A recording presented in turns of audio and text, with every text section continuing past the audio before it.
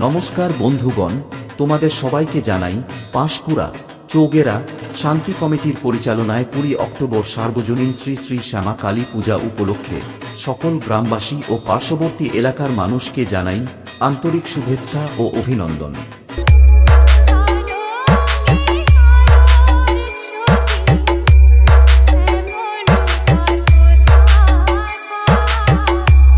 এবছর 24শে অক্টোবর সমস্ত ড্যান্স লাভার বন্ধুদের আনন্দ দেওয়ার জন্য অনুষ্ঠিত হতে চলেছে নিউরাজ ড্যান্স একাডেমি।